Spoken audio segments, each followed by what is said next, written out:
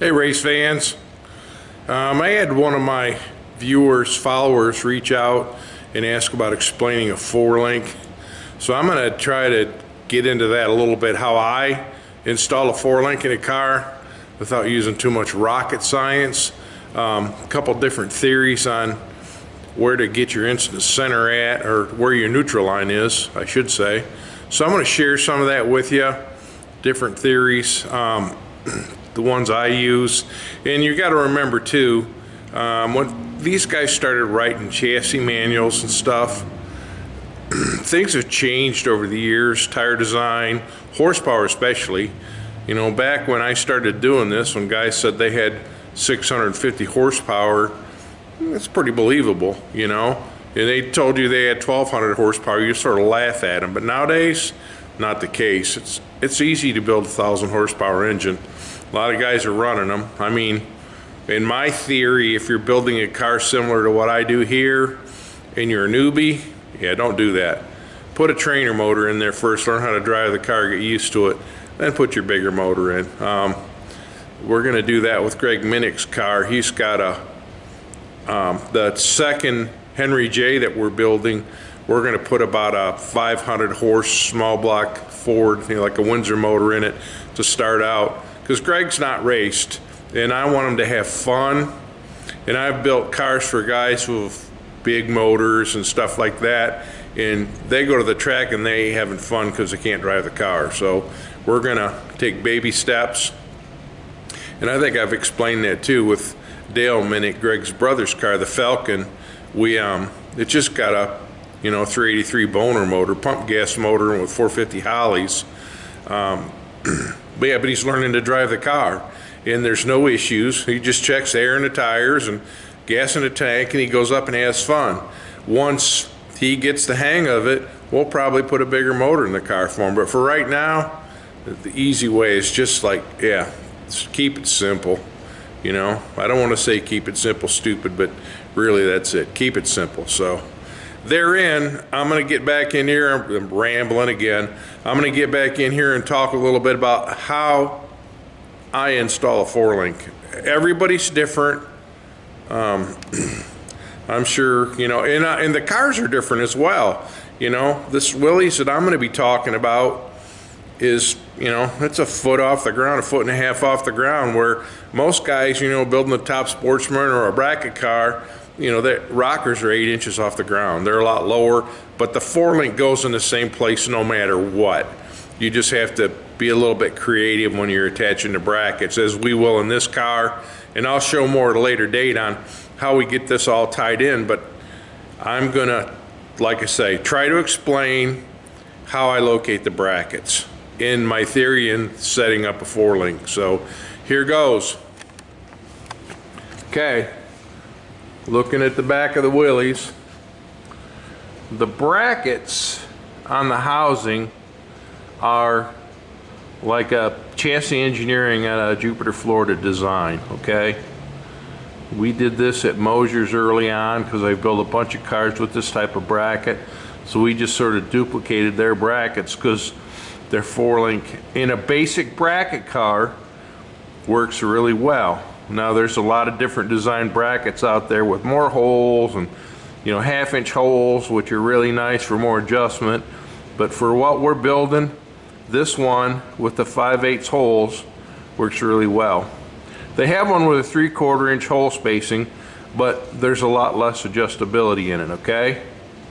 And then in the front, I designed this bracket. It's a little bit longer with more adjustment in it. Still a 5/8 hole bracket.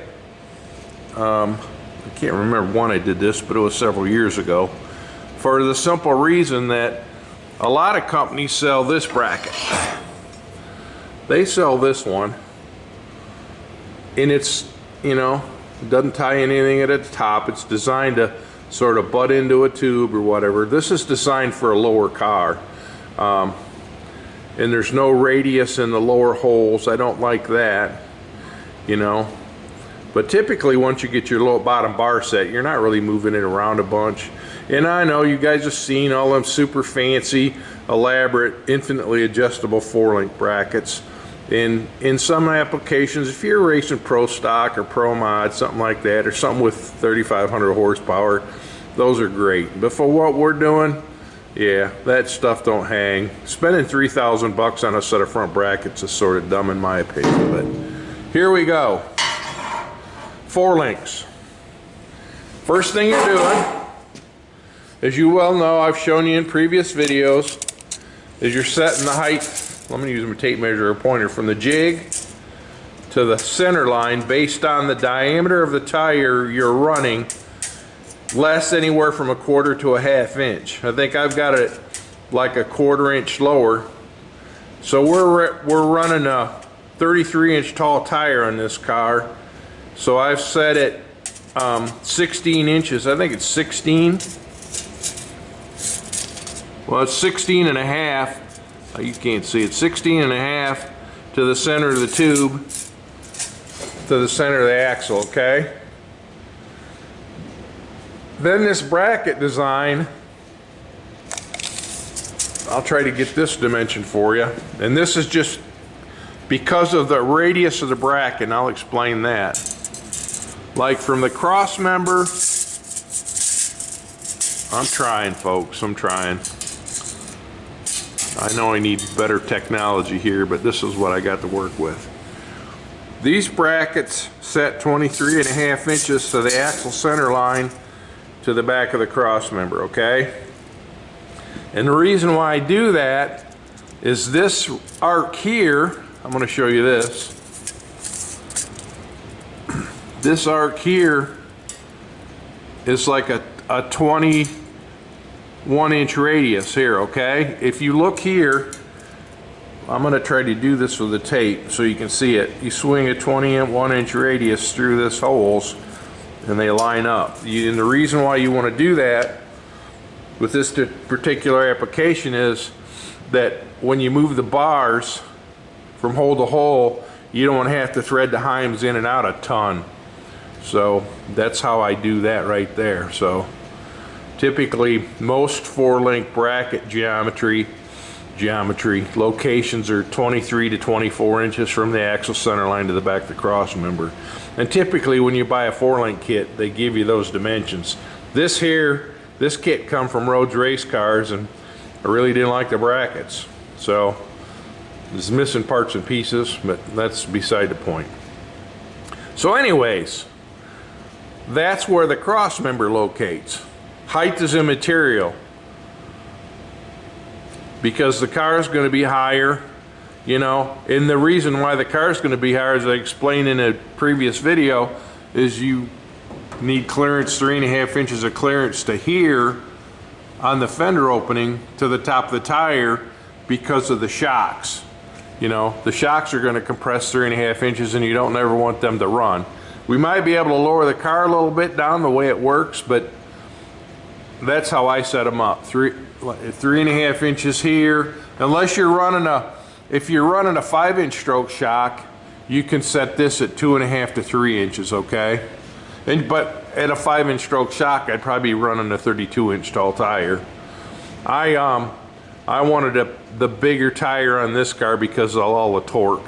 You know, this Hemi's going to make gobs of torque, so I wanted a taller tire with a little bit more flex in the sidewall. So we're going to run a 1533 on this one. Okay, step number 2. When I'm setting up a 4-link, I want from this bolt to the center line on the bottom, I typically shoot for 8 inches or as close to 8 inches as I can get. That's just how I've always set them up. I mean, and this is a starting point, okay? Every car is going to be different and you'll have to move stuff around, but I go from the center of the bolt to the center of the housing tube, 8 inches on the bottom. On the top, I go from the center to the center of the bolt hole 4 inches. So I got a 12-inch spread in the back, because that's what a lot of the 4-link programs talk about, a 12-inch spread.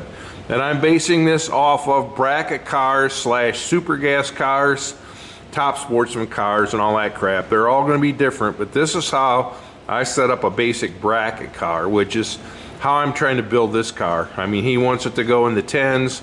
It'll probably be faster than that, but we'll throttle stop it so that it's, you know, manageable for him. That's what Bill wants, so that's what we're building.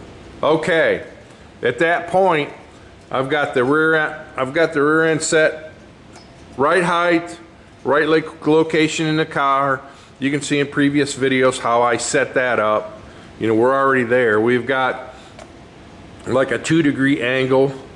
It's downward. I've talked about that before because of the direction of power travel is this way through. So the housing, it's tipped up in the face, it looks like, but it's called the downward pinion angle. Okay, we got that done.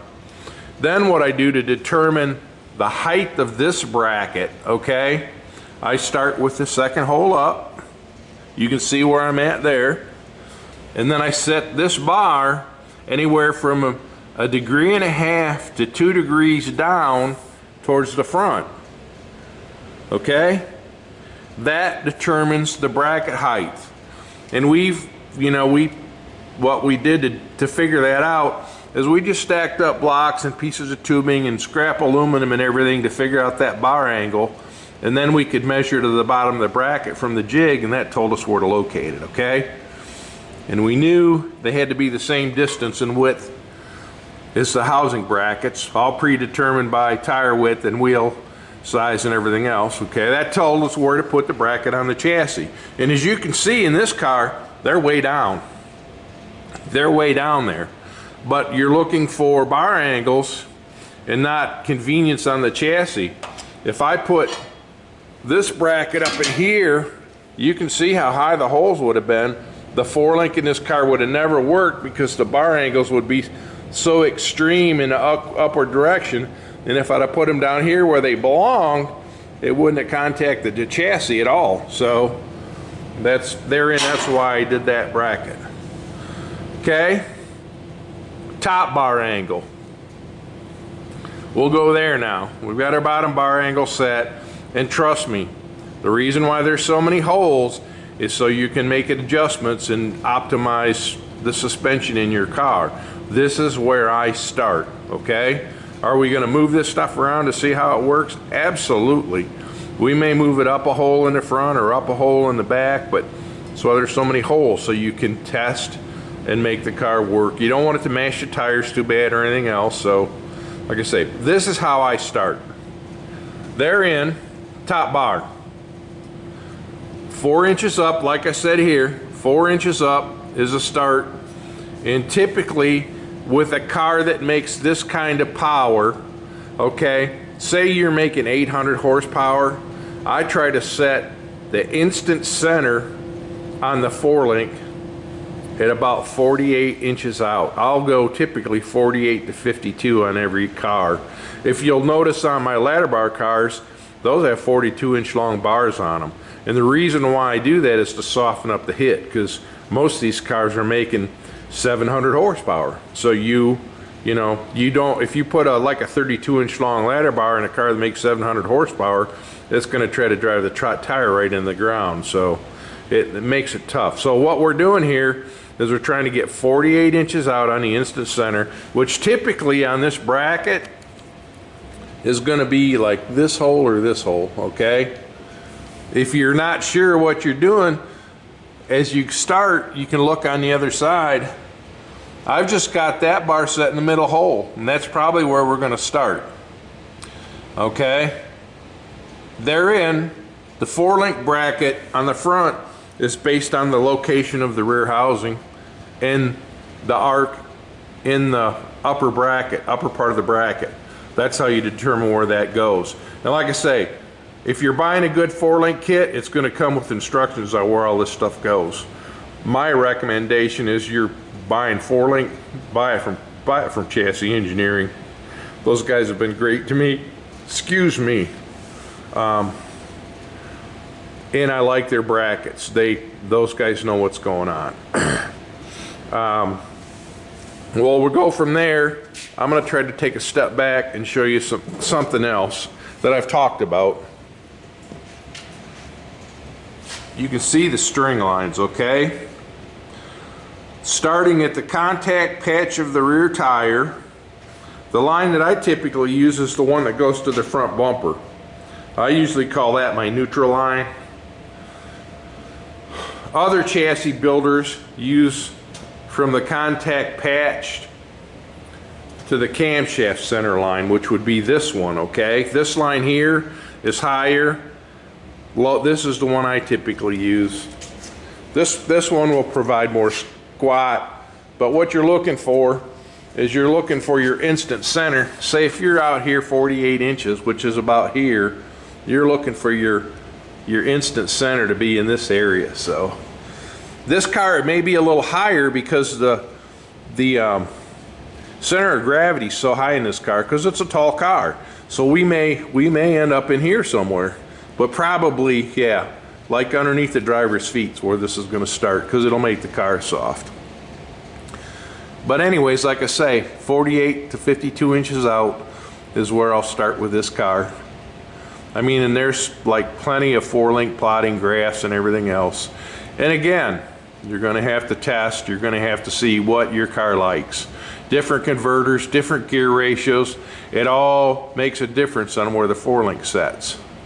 Okay? Square to the world, plumb the brackets up good, brace them good. Like this one here will have a lot more bracing. You can see underneath the car. We've got one 1-inch tube in there right now, but that's just to hold the brackets plumb in the car. We're going to finish the drive shaft loop. You can see that up in there, I think, is only the top part of it's installed in the, well, we'll do the back and the front, but we'll locate the bottom part and we'll brace into that and then put triangulation and everything to hold all that stuff in place. So I'm hoping that makes a little sense to you guys, what we're doing with the 4-link, how the 4-link works. Chassis Engineering used to have a really good video on how to install all this stuff, and I don't think they sell that video anymore. But if you look on, like maybe go on eBay or something and look for their 4-link back half or their back half install videos, they had some great information there. So I'm just trying to share some of the highlights, and I guarantee I'm missing something somewhere. But I'm just trying to give you pointers. I'm not trying to tell you that it needs to be 5 3/16 off the jig and 27 1/4 inches forwards. Every car is going to be different. As a matter of fact, we've got one coming in tonight, a Vega that we're doing for a friend of mine that we're re-back halfing because somebody else did it and it's not right. And with the Vega being short and no cockpit room, that front 4-link bracket's going to move back in the car. So it's going to change it up some, just so we can get the driver in the car. You know, it's going to change up the 4-link a little bit, but the bar angles and everything are still going to be the same. We're going to shoot for the same thing in the same locations. Like I say, other guys may have different opinions, but I've built a couple cars. I mean, I've built National Event Championship cars, NHRA Super Gas World Champions. I built several of them, several best appearing, best engineered cars, so I know a little bit, but there are guys out there a lot smarter than me. So if I was smart, I'd be floating on my pontoon boat and not playing around in this shop. So, but anywho, that's what's going on there. Because you can see, shop's empty. I'm fiddling with my gas tank. I got to glue some anti-rattle or anti-squeak straps on it because I'm trying to get the Chevelle put together. But yeah, it's sort of empty. I've got Sean B's cars coming in, and then I've got another buddy of mine. We're going to bring his car in here. He's got a Duster that we're going to work on, do some odds and ends to that. Nothing major, just a bunch of little odds and ends. But I'll show you the Chevelle, see if I can give you a heads up on that. Got the trunk all welded together, got the seams all hidden best I could. It'll get a floor mat in here. I'm waiting on seam sealer to show up because I'll probably paint this black, like flat black, once the seam sealer's cured, and then I'll spray the original color paint in here, which is like a black with a purple fleck in it. So I want the trunk to look original. Then I'm going to dress it up by putting some, I'm going to make some little aluminum side panels to go in here to just to dress that up a little bit and to keep stuff from falling against the quarter panels. You know, you drive around a corner and a chair slides and puts a dent in the quarter panel. I don't want that, so I'm going to try to put some panels in there, which ought to be fun, you know, because you're fitting the 5 corners. But that's what I got. 10 pounds of crap in a 5-pound sack. That's what we're building here with this car. Big old motor. You can see the 4-link a little bit better on this side. So that's what we're shooting for. You know, like I say, we make a lot and it may pop big wheelies. And in that case, we'll move the 4-link around and fix it. This will have 60-inch wheelie bars on it, so I'm sure it'll drive on the wheelie bars, but I'll explain some of that too. Next thing I'm going to do, I try to get the motor plate fit in. I showed you the mid plate and the cross member and everything else, and then I threaded the oil filter on there, and it's going to make the steering box real interesting, but we got ways around all that. Okay, hopefully that's enough information to confuse y'all. Maybe it's not, but that's how I roll. You know, like I say, there's some 4-link kits out there that are real good, and other ones that, yeah, they're all designed for particular, I can't say this, particular application too. So like these brackets I use, we got to add to the top to get to the rear frame rail, and some of them you'd have to cut 4 inches off.